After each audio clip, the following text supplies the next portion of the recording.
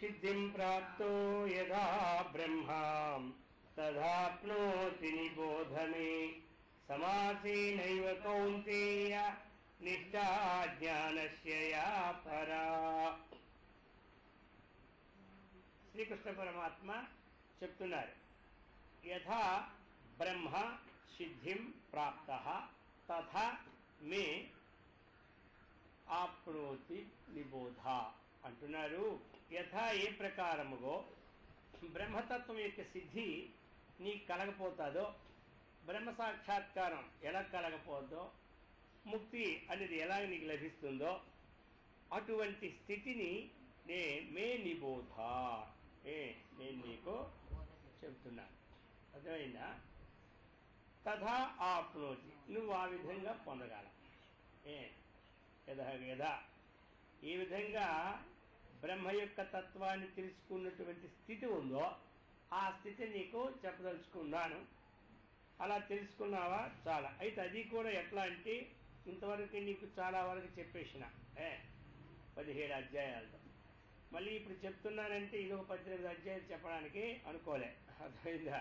సమాసేనైవ, సంగ్రహంగా అనమాట అని చెప్తున్నాడు. సమాసేనంటే సంగ్రహంగా నీకు చెప్పబోతున్నాను. అది ఏమిటి? జ్ఞానస్య నిష్ఠ యాపర. జ్ఞానము యొక్క పరానిష్ట ఏదో, జ్ఞానము యొక్క పరాకాష్ట ఏదో, జ్ఞానము యొక్క పరాకాష్ట ఏదో అది నేను మీకు ఇప్పుడు సంగ్రహంగా చెబుతున్నాను. అందుకని ముచ్చటగా 3 శ్లోకాలతో నీకు అది చెబుతాను. నీకు ఈ మూడు రత్నాలు అన్నమాట. ఇవి అర్థమైందా? ఇవి నీకు జ్ఞానరత్నాలు. ఎందుకంటే అవన్నీ తిరగేయాలంటే ఇప్పుడు నీకు యుద్ధములో వీలు పడదు. అర్థమైందా? మళ్ళీ రిపీట్ చేయాలంటే నాకు వీలు పడదు. కాబట్టి ఉన్నదంతా కూడా 3 శ్లోకాల్లో చెప్పేస్తున్నాను. ఒకవేళ నీ సంసారంలో బట్టి మర్చిపోయినా ఈ 3 శ్లోకాలు గుర్తుపెట్టుకున్నావంటే నీకు మోక్షం వస్తుందని చెప్తున్నాడు. అర్థమైందా? అందుకని అందరూ ఈ 3 శ్లోకాలు గుర్తుపెట్టుకోండి. ఆయన చెప్పిన 3 శ్లోకాలు. బుద్ధ్యా విశుద్ధయా యుక్తో ధృత్యాత్మానం నియమ్య చ శబ్దాదీన్ విషయాన్ త్యక్త్వా రాగద్వేషౌ యుధస్య చ వివిక్తసేవీ లఘ్వాసీం యతవాక్కాయమానసః ధ్యానయోగపరో నిత్యం వైరాగ్యం సముపాశ్రితః అహంకారం బలం దర్పం కామం క్రోధం పరిగ్రహం విముచ్య నిర్మమశాంతో బ్రహ్మభూయాయ కల్పతే. 3 శ్లోకాలు. ఇందులో మొట్టమొదట అర్జున సాధనను ప్రారంభించడానికి ఇంతకుముందు ఉన్నటువంటి సాధన నీకు ఎన్నో చెప్పినాను. సమముఖాయ శిరోగ్రీవం దారయన్న చనమస్థిర సంప్రేక్షణాసికాగ్రం స్వందిశానవరు అవన్నీ నీ ఇంతవరకు అభ్యాసం చేస్తూనే ఉన్నావు. కానీ ఇప్పుడు అవి లఘువుగా ఎలాగంటే మొట్టమొదటి నువ్వు ఇంతకుముందు చేసిన దాని ద్వారాగా కొంత నీకు ఇప్పుడు సిద్ధి కలిగింది. ఆ సాధన వల్ల ఏమిటంటే అంతఃకరణ రూపమైనటువంటి శుద్ధి అది సిద్ధి కలుగుతాయి. అందుచేత అటువంటిది ఇంక ఎంతవరకు కలిగిందా లేదా అని నువ్వు చూసుకోవాలి. లోపల ఉన్నటువంటి అంతఃకరణము నాది మలినంగా ఉందా, లేకపోతే శుద్ధంగా ఉందా, ఎవరిది వారే చూసుకోవాలి. వైముఖం మీద మచ్చుంటే పక్క వాళ్ళు చెప్తారు, ఏంటి నల్లగా మసంటిపై చూసుకోవడం కూడా తెలియదా అని. అయ్యో నాకు తెలియదు, అర్థం చూసుకుని చూసుకోవచ్చు, లేకపోతే ఏదైనా చేయవచ్చు. ఈ లోపల ఏముందా ఎవరో తెలియదు. అదంతా ఆయనకే. ఆ లోపల ఉన్నాడు ఎవరు, ఆ పరమాత్మకే తెలుస్తాడు. మరి పైన అందరూ బాగున్నట్టే ఉంటారు. పైన మేడి పండు చూడు వేలి మై ఉండు, పొట్ట వైపు చూడు అని ఆయన అన్నారు. ఉంటాయి లేవు దేవుడి కనుక, మేడి పండులో మాత్రం ఉంటాయి. అందుచేత ఇప్పుడు 2 మనుషులు ఉన్నారు. ఎవరి ద్వారా ఎవరి దొంగ ఎవరు చెప్పగలం మనం? ఇద్దరు సూటు బూట్ వేసుకుని ఇద్దరు బాగానే ఉంది. దొంగ ఎవరి ద్వారా అంటే మనం ఏమి చెప్పలేము. ఇప్పుడు ఇద్దరు సూటు బూట్ అన్నీ వేసుకొచ్చేసిన చక్కగా పని. అయ్యి ఇందులో అడిగాడు ఒకడు, ఇందులో దొంగ ఎవరు దొర అంటే దొరగా కనబడుతుంది, దొంగ కనబడుతాడు. అర్థమైందా? అందుకని మనకు తెలియదు. అది ఎవరి అంతఃకరణంలో వారే తెలుసుకోవాలి అందరూ. అది తెలుసుకోవడానికి ఏం చేయాలి మరి? ఎవరికి వారు ముందు నేను ప్రకృతి విషయాలతో ఎక్కువగా ఉంటున్నానా, పరమాత్మ విషయాలతో ఎక్కువగా ఉంటున్నానా? ప్రకృతి విషయం ఇంట్లోనూ ఈదిలోనూ ఒంట్లోనూ ఏమి 3 రకాలు ఉంటాయి. సరే, ఇంటిలోను దొంగని ఈశ్వరుడు పట్టలేదన్నాడు. అర్థమైందా? ఇంట్లో దొంగని ఈశ్వరుడే పట్టలేడు. ఎవరు పట్ట మనం పట్టగలమా? పట్టాలి. అయిపోయిందా ఒకటి. ఇక రెండు, ఆ ఈదిలోని అలవత్తులు ఎలా పోతున్నా దేవుడికి కరుగుతా. ఇది అందరు చూస్తూనే పట్టుకుపోతున్నారు. వాడి రకం అలాంటి. ఈ లోపల కూడా దొంగలు ఉన్నారు మనకి. ఈ దొంగలు కామక్రోధశ్చ లోభశ్చ దేహే తిష్టంతి తస్కరాహ. వీళ్ళకేమో పప్పు సాలవు. వీళ్ళు మొత్తం రత్నాలే పట్టుకుపోతారు. జ్ఞానరత్నాపహారాయ తస్మాత్ జాగృత. అందుచేత మనం ఈ బుద్ధి అన్నటువంటిది మొట్టమొదటి ఏమిటి అంటే అది శుద్ధంగా ఉందా లేదని నిర్ణయం మనం చేసుకోవాలి. అందరికి తెలుస్తుందా? బుద్ధిని పరిశుద్ధం చేసుకోవాలి ముందు. అది అన్నమాట. అందుకు అది చెప్పబోతున్నాడు. మొట్టమొదటి సాధన అది. మనం జపంలో కూర్చున్నాం. ఆ జపం ద్వారా ఏది శుద్ధి అవుతుందంటే బుద్ధి. పూజ ద్వారా ఏది శుద్ధి అవుతుందంటే బుద్ధి. అంటే వచ్చే లాభం ఉంటుంది. లాభం రాగా మనకి అయినటువంటి విషయం అన్నమాట. అలాగని అన్నిటి ద్వారాగా మనకు కలిగిన లాభం ఎక్కడ అంటే అంతఃకరణాన్ని శుద్ధిని కలుగజేస్తుంది. అందుచేత మనం ప్రాకులాంటివి, భగవంతుడా నాకు శుద్ధమైనటువంటి అంతఃకరణాన్ని ప్రసాదించు అని ప్రార్థించాలి.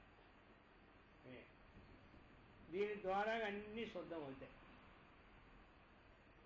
దీని ద్వారాగా తన అంతఃకరణ ఎప్పుడు శుద్ధంగా ఉందో తనకి ఇంట్లో అందరూ శుద్ధంగా ఉన్నట్టే కనపడతారు. తన అంతఃకరణ ఎప్పుడు మలినంగా ఉందో ఇక ఇంట్లో వాళ్ళందరూ వీళ్ళందరూ అబ్బో చాలా చెత్త వాళ్ళండి అంటారు. వీడి చెత్త లోపల పెట్టుకొని ఈ చెత్త వాడి మీద వేస్తారు. అందుకని మన అంతఃకరణం మనకు ఆయనే ధర్మరాజే మనకు నిదర్శనం. లోకంలో మనుషులు ఎలాగున్నారో చూసి రమ్మని పంపిస్తే ఆయన చూసుకొచ్చాడు. అబ్బా లోకంలో ఎంత గొప్పవారు, ఆహా నిరంతరము వేద పారాయణలతో ఎంత సత్వగుణం గలవాలని చెప్పినాడు. ఎందుకంటే ఈ సత్వం కాబట్టి. అదే దుర్యోధన చూసినామంటే ఒక్కడు కూడా మంచివాడు లోకంలో లేదన్నాడు. వెతికితే కనవలేదన్నాడు. ఎందుకంటే వాడి మనసు అలాంటి చెప్పినాడు. ప్రహ్లాదు చెప్పాడు, ఎందుకు ఊరిక నీకెవడన్నారు శత్రువులు చెప్పు, నీ లోపట ఉన్నటువంటి శత్రువులను స్వాధీనం చేసుకుంటే నీకు లోకంలో అందరూ మిత్రులే కానీ శత్రువులు లేరు పొమ్మన్నాడు ప్రహ్లాదు తండ్రితో. ఈ లోపట ఉన్నటువంటి 6 ఉన్నారు, వాళ్ళే నీకు శత్రువులు. నీకు ఎవరి పైన విష్ణుమూర్తి శత్రువులే, ఈశ్వరుడు శత్రువులే, ఇంద్రుడు శత్రువులే, చంద్రుడు శత్రువులేదు అనేసాడు. అందుచేత నీవు వీళ్ళని ఎంతవరకు నువ్వు తీసుకోలేదో నీకు అంతవరకు ఏమి శత్రువులు తప్ప. అందుకని ఇప్పుడు మనకి ఇతరులు శత్రువులుగా కనబడాలన్నా మిత్రులుగా కనబడాలన్నా ఎక్కడ కనబడతారు? కంట్లోనా? మన బుద్ధిలో ఆ సరైనటువంటిది బుద్ధి బాగుంటే అందరూ బాగుంటారు. ఇంట్లో వాళ్ళు బాగుంటారు, అందరికీ మనకి ఇదిలో వాళ్ళు బాగుంటారు, మనము బాగుంటాం. మన బుద్ధి చెడిపోయిందా వాళ్ళందరినీ చెరపడానికే చూస్తున్నా. ఎందుకంటే నేను చెడాను కాబట్టి వాళ్ళు చెడ అంతే. నేను చెరపకరా చెడా. అందుచేత ముందు మొట్టమొదట మనం భగవంతుని అందరూ ప్రార్థించవలసింది ఏమిటి అంటే పరిశుద్ధమైన అంతఃకరణాన్ని ప్రసాదించలేవా. చాలు. ఇది ధనాన్ని ధాన్యాన్ని మొత్తం అంతా ఇస్తుంది వీరికి. ఎందుకంటే పరిశుద్ధ అంతఃకరణానికి కొంచెం ఉన్న తృప్తి ఉంటుంది. ఈ అంతఃకరణ లేదు 1,00,000 కోట్లున్న అబ్బో ఆయనకి 5 లక్షల కోట్లుంటే నాకెలా నిద్ర పడుతుంది అంటాడు. శుద్ధాంత కర్ణుడు కొంచెం ఎంత అంతే తృప్తి, హాయిగా ఉంటాడు వీడు తృప్తిగా ఉంటాడు. ఇంట్లో వాళ్ళందరూ తృప్తినిస్తాడు. వాడికి 1,00,000 కోట్లున్న తృప్తిగా ఉండడు, వాడికి అనుసరించిన వాళ్ళకి తృప్తినివ్వడం. అందుచేత బుద్ధిని ముందు ఏం చేయాలి, మనం పరిశుద్ధం చేసుకోవాలి. ఎవరి బుద్ధిని పరిశుద్ధం చేయాలి? ముందు మన బుద్ధి మాత్రం చేసుకో, అందరి బుద్ధిని పరిశుద్ధం ఏమి చెబుతానే ముందు మన బుద్ధిని మనం పరిశుద్ధం చేసుకోవాలి. అందరి బుద్ధిని తర్వాత పరిశుద్ధం. తప్పులెన్ని వారు తండోపతండంబడు, కానీ తన బుద్ధి ఎన్నుకోవడానికి మాత్రం తెలీదు. అందుకని ముందు తనని తాను ఉద్ధరించుకోవాలంటే బాగు చేసుకోవాలి. తర్వాత ఇతరుల్ని బాగు చేయాలి. అప్పుడే లోకం క్షేమంగా ఉంటుంది. తనకో ఫండమెంటలీ, వాడికో ఫండమెంటలీ, తనకో తీర్పు, వాడికో తీర్పు. ఇక వీడి తీర్పు వింటాడు ఎప్పుడైనా, వాడి దగ్గరే వింటాడు అంతే. ఎందుకంటే వాడు గట్టివాడు కాబట్టి. తినకపోతే ఏమంటాడు భయం. తర్వాత వాడి తీర్పు మనకు తెలుసులే, అంత మొదలెడతాం లేదా, అయిపోయింది. అందుచేత ముందు తాను చక్కగా సంస్కారం చేసుకోవాలి తన బుద్ధిని. మరి బుద్ధిని సంస్కారం చేసుకోవాలంటే ఎట్లా? మరి శాస్త్రంలో ఏది చేయదగినది, ఏది చేయరానిదని ఆ విషయం బుద్ధి బాగా పట్టించాలి. అందుకంటారు కదా, వీరికి ఈ మధ్యన 2 నెలలు పెట్టి వాళ్ళ ఇంటి ఉంచుకొని బాగా పట్టించినారు. ఇప్పుడు మన మాటే వినడం లేదు వాడు అంటారు. ఇప్పుడు మన మాట వాడు వినలేదు. అలాగ పట్టించాలన్నమాట. మన ఏది మంచి ఏది చెడ్డ బుద్ధి రోజు చదివి చదివి చదివి చదివి. ఎందుకంటే బుద్ధి అంటే జ్ఞానం. అది ఆ బుద్ధికి ఏం చేయాలి? ఇదిగో ఇదే మంచిది, ఇదే మంచిది, నువ్వెప్పుడు ఇలా పోకు, నువ్వెప్పుడు చెడిపోకు, నువ్వెప్పుడు మంచిలో ఉండు, అర్థమైందా అని బాగా దానికి నూరుతున్నా ఏమి లాభం? మనకు 25 ఏళ్ళ వరకు నూరుతూనే ఉన్నది పిల్లలకి. ఏమి లాభం? ఆ నూరేదో ఆ ఉద్యోగానికి వెళ్ళిపోతుంది. అర్థమైందా? దీనికి మరి రావడం లేదు. అందుకని మనం ఏం చేయాలి? ఇది అనమాట. దీనికి అది మరి స్కూల్లో మనం ఏది దేనికోసం పిల్లలకంటే ఇది పట్టించడానికే. ఏది మంచిది ఏది చెడ్డదు ఈ విద్య ఇది పట్టిస్తే వాడు చక్కగా విద్వాన్ను పండితుడు అవుతాడు. అది ఇప్పుడు పండితుడు ఎవరికి ఫస్ట్ ర్యాంక్ వస్తే వాడే పండితుడు. వాడు లోపల ఏం చేయని, వాడి ఇంట్లో కొట్టని, ఇదిలో కొట్టని, వాడి జరితే వీడి జరితే. ఎందుకంటే ఆ స్కూల్లోనూ వాడి పేరే మొట్టమొదట బోర్డు మీద ఉంటుంది. ఇక్కడ మన 4 సెంటర్ నుండి వీడి పేరే ఉంటుంది. ఇక్కడ గవర్నమెంట్ వాడి పేరు ఉంటుంది. కాబట్టి వీడు లోపల ఎన్ని తెచ్చినా ఈ మాట వీడు పట్టుకుంచుకోరు. అబ్బో వాడు మొత్తం ప్రపంచంలో ఫస్ట్ అంటాడు. అర్థమైంది? వాడి తల్లిదండ్రులు తిట్టడమే, అన్నదమ్ములు తిట్టడమే, భార్యను తిట్టడమే, పిల్లలను తిట్టడమే, అందరిని తిట్టడం కొట్టడమే. కానీ ఈ మాట ఎవరు పట్టించుకుంటారు? పేపర్ లేకపోయిందా? ఇలా ఉన్న పరిస్థితి వచ్చిన ఏమంటారు? అందుచేత మొట్టమొదట మనం ఏం చేయాలి? ఆ బుద్ధిని ఇప్పుడు ఎక్కించాలి చిన్నప్పటి నుంచి. అందుకే పిల్లలకి చెప్పాలి. ఆ వినకపోతే ఒకటి కొట్టాలి. తర్వాత 4 రసగుల్లాలు పెట్టాలి. అంతే. అర్థమైందా? మొత్తమే ఈ పని పూర్తి చేయాలన్నమాట. మనం ఏమో అప్పుడు రసగుల్లాలు పెట్టాము, ఇది కొట్టం తిట్టాం, వాడికి అదే అలవాటు అయ్యి కదా. అందుకని మొక్కే వంగనది మాని వంగుడా అన్నాడు. తర్వాత వంగదో. వాడు కాలుతో కొడుతున్నప్పుడే ఇంకో 2 కుట్టు అంటాడు వీడు. ఎందుకంటే సరదాకి. వాడు పెద్దని కొట్టడం అలవాటు. నువ్వు అప్పుడు కొట్టలేదా, నువ్వు ఊరుకోలేదా, ఇప్పుడు కొట్టి తప్పు వచ్చిందా కొడుతూనే ఉంటుంటాడు. అర్థమైందా? అందుకని కాలు దిగిలినప్పుడే ఒరే బాబు లెంపలు వేసుకుని గుంజీలు తీయరా ఇదంటే ఈ గుంజీలు మళ్ళీ కాలు దగ్గర కొట్టి వెళ్తారు పక్క నుంచి. ఇవన్నీ ఏమిటంటే బుద్ధికి మొట్టమొదట పట్టించాలి. అప్పుడే బుద్ధి బాగా విశుద్ధం అవుతుంది. ఊరికి జపం కూర్చొని వచ్చేది బుద్ధి విశుద్ధం. మాలు తిరిగిపోవడం, మనసు ఎక్కడో పోవడం. దీని పని ఇదే. ఇది కాదు ముందు. నేను ఎంత జపం చేసినా నా బుద్ధి ఎలాగే ఉందండి, నువ్వు ఎంత చేసినా అలాగే ఉంటుంది. నువ్వు వండి తోడి అన్నాళ్ళు ఉతికినా నలుపు. అందుకని మనము విజ్ఞానాన్ని బుద్ధికి నూరిపోయాలి. ఇది శాస్త్ర సమ్మత విషయాలు. తల్లిదండ్రులను ఎలా చూసుకోవాలి, పిల్లల్ని ఎలా చూడాలి, వాళ్ళని ఎలాగా, వీళ్ళని ఎలాగా, వాళ్ళని ఎలాగా 24 గంటలు ఆ బుద్ధికి ఇంకా చచ్చినట్టు వినాలా. ఇంతే కానీ వీళ్ళు వదిలినట్టు లేదన్నంత వరకు పాటించాలి. అప్పుడేమవుతుంది? నువ్వు అప్పుడు ధ్యానంలో కూర్చో, బ్రహ్మాండంగా సాగుతాయి. చదువులో కూర్చో, బాగా సాగుతాయి. నువ్వు ఇతరులకి ఏదైనా ఇమ్మన్నావు అనుకో, అందులో కూడా పక్షపాతం ఏమీ ఉండదు. అర్థమైందా? అంతా బాగానే ఉంటుంది. అన్నీ రకరకాల ఆ బుద్ధి శుద్ధమైపోయిందంటే ఇక దానికి తిరిగిలేదనమాట సంఘంలో. అందుకు అర్జున, నీవు మొట్టమొదట ఏం చేసుకోవాలంటే బుద్ధిని శుద్ధం చేసుకోవాలి. శుద్ధం చేసుకోవాలంటే సంకల్పం చేసుకో భగవంతుడి దగ్గర రోజు, నా వల్ల ఎవరికి హాని కలుగకుండా వీలైతే మేలు కలిగినట్లు నాకు మాత్రం ఎల్లప్పుడూ కూడా మంచి బుద్ధిని ప్రసాదించు అని సంకల్పం కోరుకోవాలి. అది ముందు కోరుకోవాలన్నమాట. ఇది మీకు మంచి బుద్ధి వచ్చేసిందా, కొన్ని వేల కోట్లు మీ ఇంట్లో ఉన్నట్టు అనమాట. అది లెక్క. అందుచేత బుద్ధ్యా విశుద్ధయా యుక్త, అటువంటి బుద్ధిని, ఆ బుద్ధిని పరిశుద్ధం చేసుకోవడానికి చక్కగా విజ్ఞానాన్ని చూస్తూ, ఆ విజ్ఞానం పట్టనప్పుడు మనం ఇవన్నీ కూడా మొట్టమొదటి జ్ఞానం, విజ్ఞానం అంటే ఇక్కడ ఏమిటి, మంచి చెడ్డాన్ని బుద్ధి పట్టిపోయింది అనుకోండి.